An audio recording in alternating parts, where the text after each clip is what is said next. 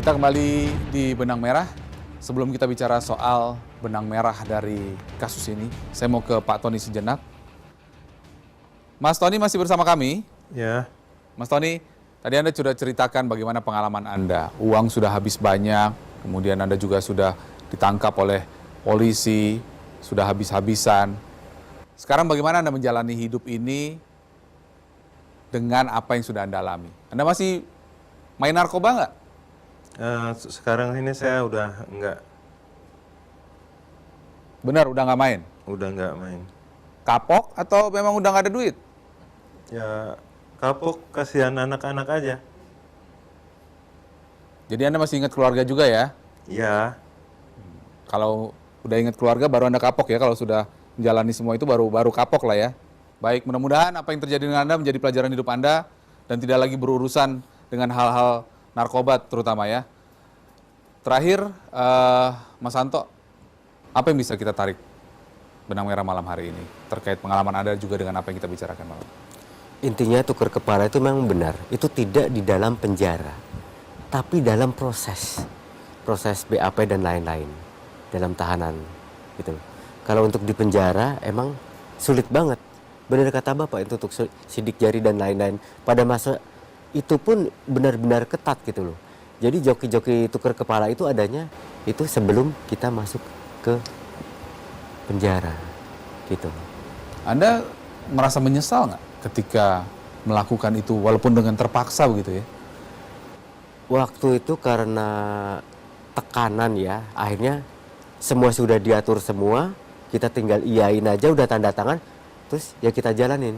Nah, memang sih ya sedikit lah menyesal, tapi di situ saya dapat banyak banget hikmahnya tentang penjara. Semua itu terkuak semua di situ tentang gimana peredaran narkoba, kebebasan narkoba di penjara, tentang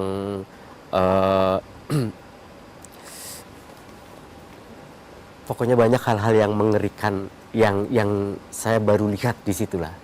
Ya seperti prostitusi dalam penjara dan lain-lain gitu, kayak gitu. Dan ini jadi pengalaman hidup Anda pengalaman hidup saya. Baik. Pak Joko, apa yang bisa kita tarik benang merah malam hari ini? Ya tentunya sebagai aparat penegak hukum saya berharap untuk hal ini tidak berkembang biak, apalagi menginspirasi. Jadi pembicaraan pada malam hari ini mudah-mudahan tidak menjadikan suatu promosi untuk mencari peluang berbuat hal-hal yang tidak baik.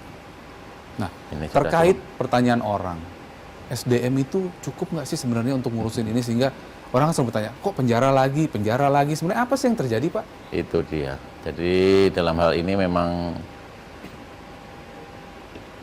boleh saya katakan sebuah organisasi yang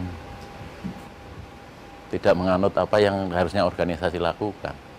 Sampai sekarang saya kira pendapat pakar organisasi Josh Robert Terry itu bahwa ada 5M ya untuk organisasi itu menjadi baik, unsur manajemen di situ. Man, money, material, method, machine. Kami itu baru ada punya metodenya yang diakui internasional. Diakui internasional tapi punya metodenya saja. 4 pendukungnya tidak. Diakui internasional tentang metode correctional atau pemasyarakatan kalau di sini. Itu punya standar yang tingkatnya juga internasional. PBB punya. Yang keluarkan PBB tahun 51. The standard minimum rule the treatment of offenders. Baik. Intinya Tapi memang satu pun ini tidak ada yang mendukung. Jadi saya masih bersyukur kalau kawan-kawan itu masih mau bekerja dengan giat dengan keadaan yang seperti itu. Saya bersyukur sekali. Saya hanya berdoa mudah-mudahan kawan yang tetap terus bergiat sehingga kita bisa tunjukkan bahwa dengan SDM yang minimal atau dengan yang lain-lain tadi, yang 4M lainnya tadi, baik, sangat minimal itu kita tetap semangat.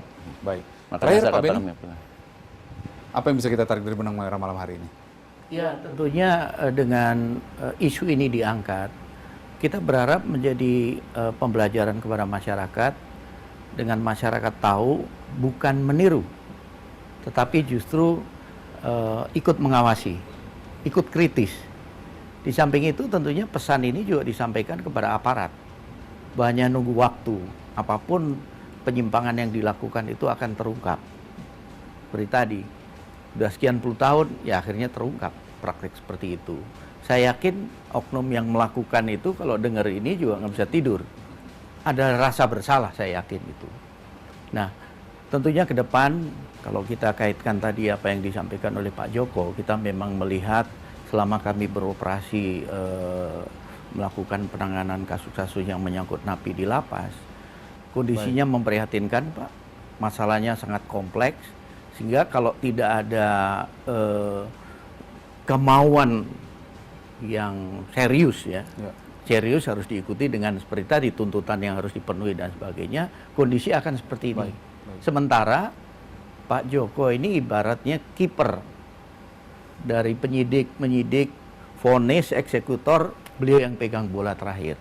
Baik. Kalau kondisinya tempatnya seperti itu, orang tidak akan menyadari kesalahannya. Tujuan pemasyarakatan itu menyadari kesalahannya, memperbaiki diri, dan nanti mempersiapkan diri untuk kembali ke masyarakat. Artinya ini tugas kita bersama ya. Tugas Baik. kita bersama. Terima kasih Bapak-Bapak atas waktunya. Semoga topik kita malam hari ini, seperti kata Pak Beni dan Pak Joko, bukan untuk mengajari. Ini sebagai bahan dari refleksi, bahan informasi bahwa siapapun Anda, berhentilah untuk bermain, berhentilah untuk mengelabui hukum ataupun sistem di negara ini demi niat jahat Anda. Karena sampai kapanpun Anda tidak akan bisa bersembunyi, pada akhirnya Anda akan terungkap juga. Kita ketemu lagi minggu depan, selamat malam, sampai jumpa.